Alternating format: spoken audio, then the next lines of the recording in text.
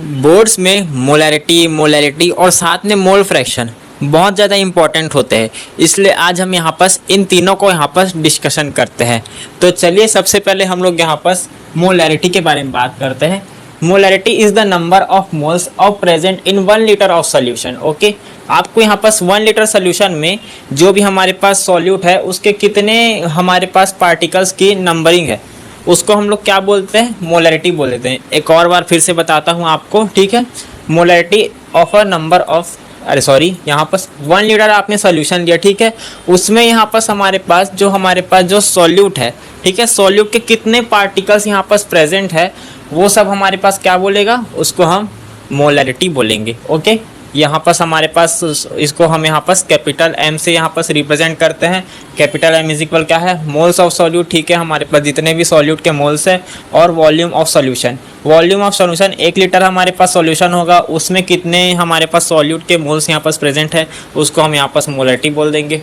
Okay, तो हमारे पास फिर सेकंड में आता है मोलैलिटी। मोलैलिटी क्या होता है, molality is the number of solute present in 1 kg of solvent, ठीक है। अब हमारे पास पहले लीटर था, अब से यहाँ पास 1 kg हमारे पास क्या हो गया, सॉल्वेंट में कितने यहाँ पास सॉल्यूट के मोल्स प्रेजेंट है, ठीक है। यहाँ पास 1 kg सॉल्वेंट में कितने सॉल्यूट के मोल्स प्रेजेंट है उसको हम यहाँ पास मोलैलिटी बोल देंगे। और फिर mole fraction. Okay, mole fraction आप यहाँ पास देखोगे मोल फ्रैक्शन में तो हमारे पास होता क्या है, इसमें टोटल मोल्स को देखेंगे, ठीक है। आपने लिया मान लो ऑक्सीजन के 2 मोल और कार्बन डाइऑक्साइड के 2 मोल, दोनों का प्लस करके आप यहाँ पास करोगे, ठीक है, तो 2 4 मोल हमारे पास हो जाएंगे। टोटल हमारे पास यहाँ टोटल में मोल कैलकुलेट करेंगे, ठीक है। Mole fraction is the ratio of moles of 1 component to the total moles of all component in the solution. इसका ही फॉर्मूला देख लो, x is equal moles of component, ठीक है। कंपोनेंट के कितने मोल्स है, यानी कि एक कंपोनेंट के बारे में बात हो रहा है यहाँ पास, और टोटल मोल्स। मान लो यहाँ पास ऑक्सीजन के बारे में पूछे तो यहाँ पर सिर्फ ऑक्सीजन रखोगे और यहाँ पास ऑक्सीजन की जगह ऑक्सीजन के साथ कार्बन डाइऑक्साइड दोनों रखोगे। ओके, अगर कार्बन डाइऑक्साइड का आपको यहाँ पास मोल फ्रैक्शन निकालने बोले तो ऊपर में आपको कार्बन डाइऑक्साइड रखना है, नीचे यहाँ पास ऑक्सीजन और कार्बन डाइऑक्साइड दोनों रखने हैं। ओके, कुछ एग्जाम्पल भी जानो यहाँ पर मोलैलिटी का एग्जांपल आप लोग देखोगे, सॉरी मोलैरिटी का एग्जांपल जब आप देखोगे तो इसमें आप लोग यहाँ पास ORS के बारे में ज़रूर सुने होंगे, ठीक है।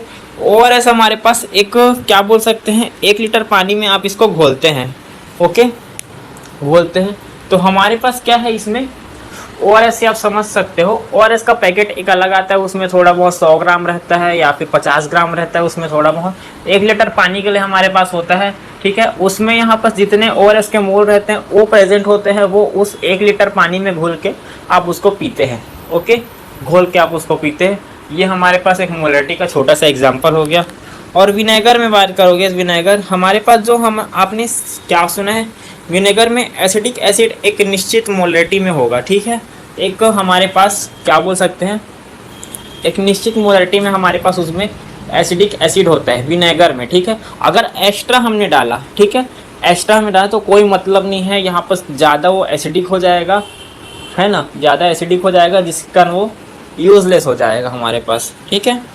फिर हम यहाँ पास मोलैलिटी के बारे में अगर देखेंगे तो हमारे पास एक एग्जांपल है, अचार में सब्जियों के मांस के अकॉर्डिंग नमक डाला जाता है, ठीक है। हमारे पास इसमें देखो यहाँ पास सॉल्वेंट क्या हो गया हमारे पास 1 kg, ठीक है, सॉल्वेंट 1 kg है। ओके, सॉल्वेंट 1 kg है। अब अचार को समझो आप, अचार हमारे पास क्या है, 1 kg अचार है, उसमें हम लोग को हमारे पास जो टेस्ट है उसके अकॉर्डिंग हम यहाँ पास उसमें नमक डालेंगे, ठीक है। एक्स्ट्रा डाला तो क्या होगा, ख़राब हो जाएगा अचार, कोई मतलब नहीं खाने का। तो वही यहाँ पास बात हो रहा है, ठीक है।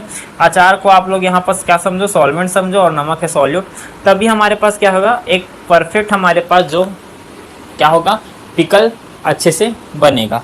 ओके, अगर यहाँ पास हमने ज़्यादा नमक कम ज़्यादा कर दिया तो यहाँ पास क्या होता है, दिक्कत हो जाता है। फिर मोल फ्रैक्शन के बारे में आपको पता होगा, ठीक है। मोल फ्रैक्शन के बारे में जान लो, जैसे कि हम लोग जो सांस लेते हैं, हम लोग यहाँ पास मेरे आसपास क्या है, क्या प्रेजेंट है, एयर प्रेजेंट है। मैं उसमें से सांस तो पूरा एयर ही ले रहा हूँ ना, एयर को ही अपने पूरे सांस में ले रहा हूँ, पर हो क्या रहा है हमारे पास इसमें, एयर के साथ साथ उसमें बाकी गैस जैसे कि नाइट्रोजन हो गया, ऑक्सीजन हो गया और अदर गैसेस, ठीक है, ये सब मेरे बॉडी में जा रहे हैं, ठीक है, ये सब मेरे लंग्स पे जा रहे हैं। ओके, तो ये हमारे पास क्या हो गया, सब एक अलग अलग अपने रेशियो में वहाँ पास प्रेजेंट है। सब एक टोटल यहाँ पास टोटल मोल्स हमारे बॉडी में यहाँ पास प्रेजेंट कर रहे हैं।